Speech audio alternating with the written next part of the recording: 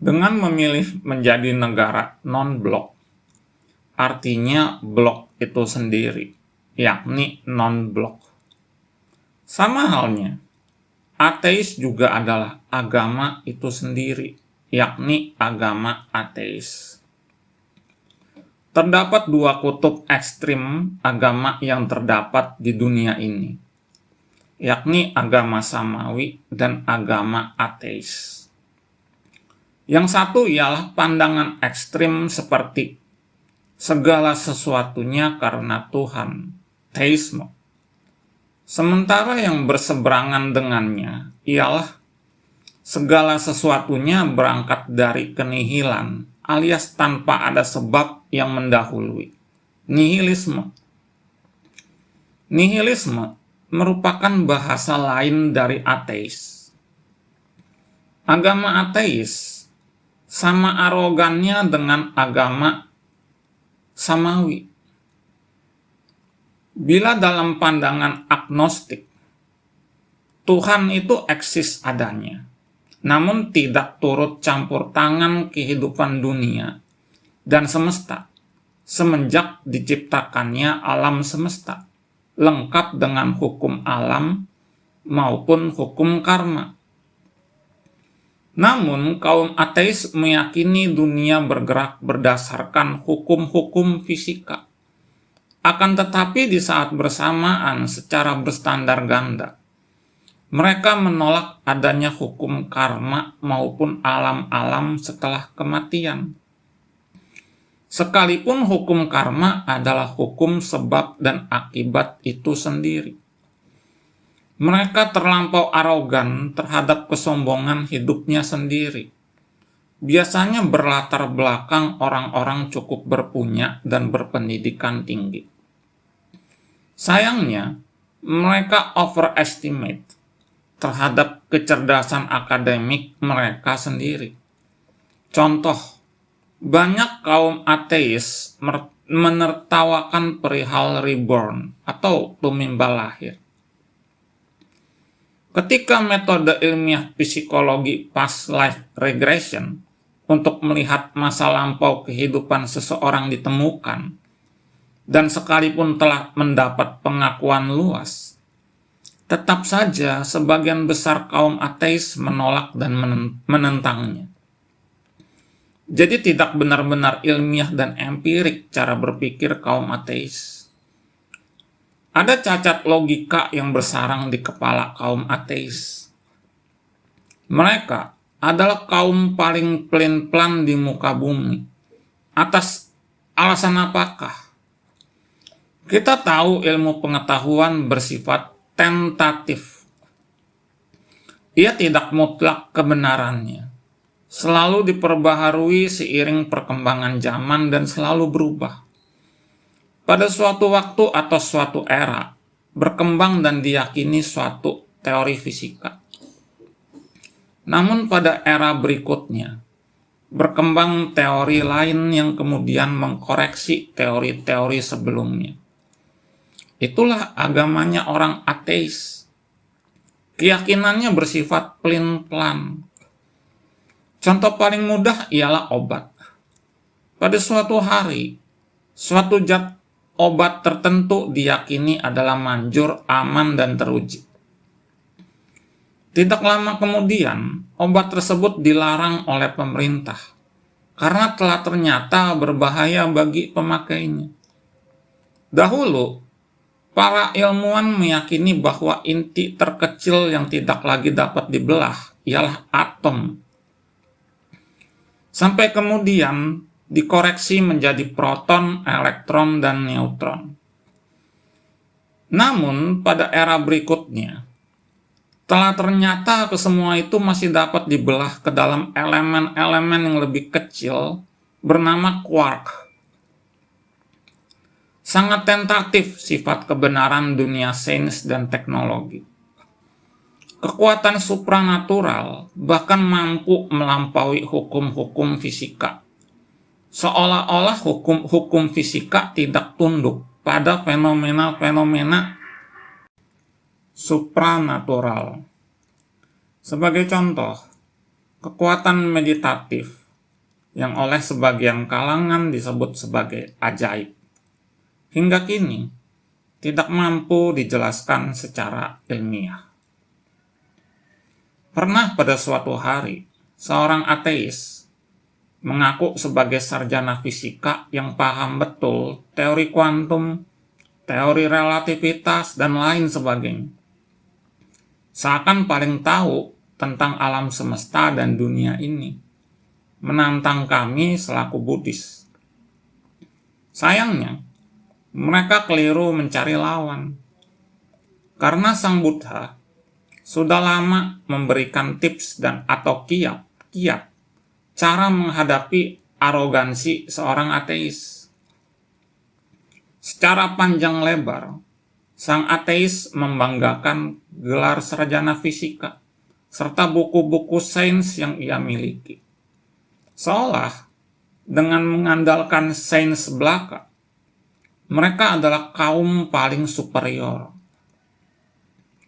Sejatinya, mereka kaum paling kering hidupnya, karena memang tidak mengetahui makna hidup mereka sendiri. Mereka hanya menyerupai bakteri amuba yang membelah dan berkembang biak, tanpa tahu untuk apa mereka melakukan ritual kehidupan seperti itu, tanpa tujuan dan tanpa alasan.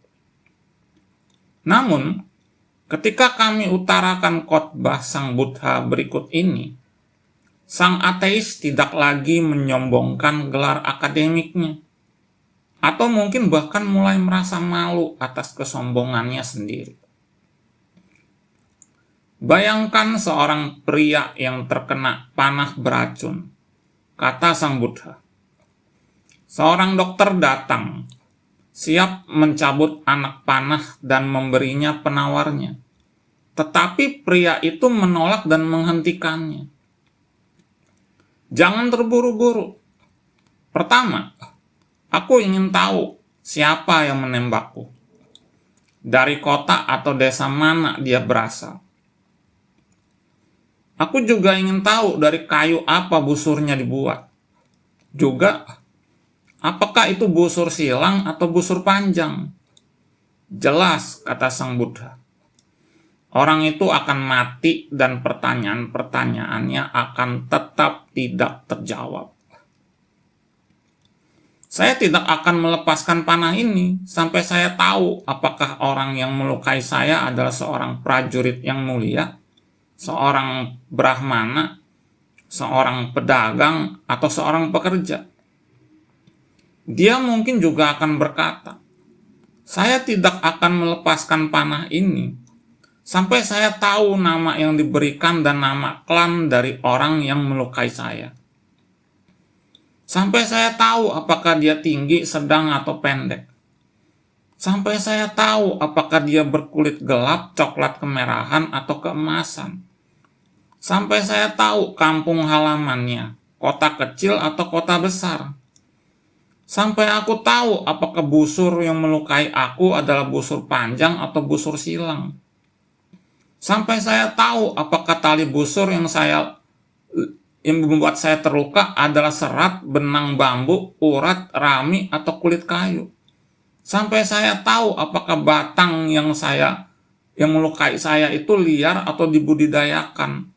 Sampai saya tahu apakah bulunya dari batang yang melukai saya adalah yang dari burung nasar, bangau, elang, merak, atau burung lain.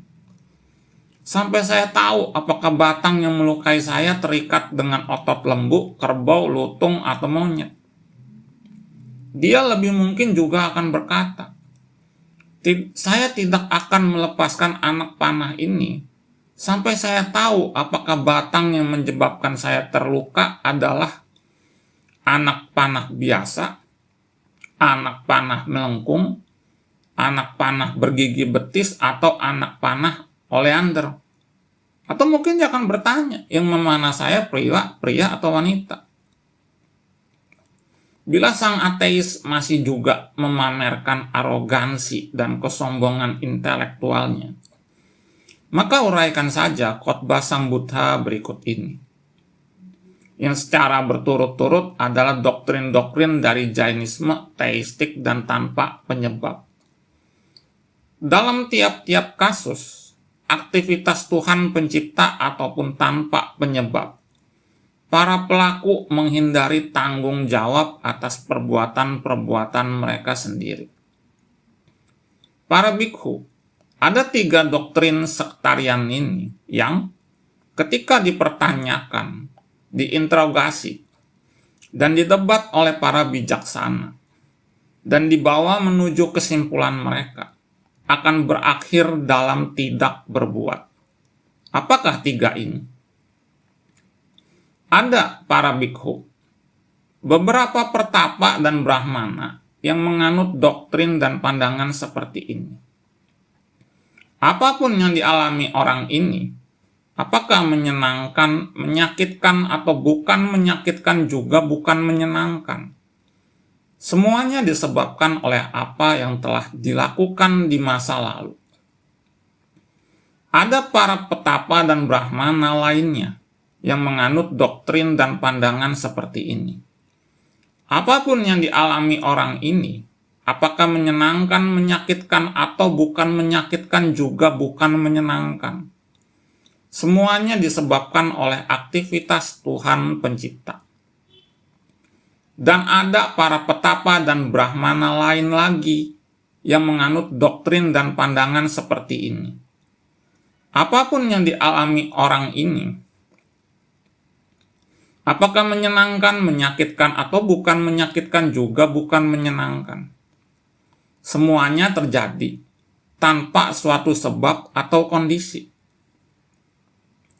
Kemudian para bikhu, aku mendatangi para petapa dan brahmana itu yang menganut doktrin dan pandangan seperti ini. Apapun yang dialami orang ini, apakah menyenangkan, menyakitkan, atau bukan menyakitkan juga bukan menyenangkan, semuanya terjadi tanpa suatu sebab atau kondisi.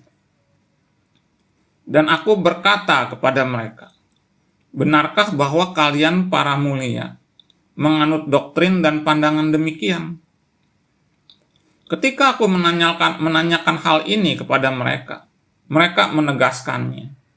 Kemudian aku berkata kepada mereka, kalau begitu, adalah tanpa suatu penyebab atau kondisi, maka kalian mungkin melakukan pembunuhan, mengambil apa yang tidak diberikan, melakukan aktivitas seksual, berbohong, mengucapkan kata-kata yang memecah belah, berkata kasar, bergosip. Maka kalian mungkin penuh kerinduan, memiliki pikiran berniat buruk, dan menganut pandangan salah. Mereka yang mengandalkan ketiadaan penyebab dan kondisi sebagai kebenaran mendasar, tidak memiliki keinginan untuk melakukan apa yang harus dilakukan, dan untuk menghindari melakukan apa yang tidak boleh dilakukan. Juga, mereka tidak berusaha dalam hal ini, karena mereka tidak memahami sebagai benar dan sah segala sesuatu yang harus dilakukan dan tidak boleh dilakukan. Maka mereka berpikiran kacau, mereka tidak menjaga diri mereka sendiri.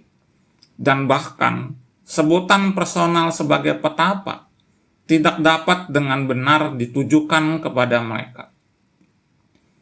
Ini adalah bantahan logisku yang ketiga atas para petapa dan brahmana yang menganut doktrin dan pandangan demikian.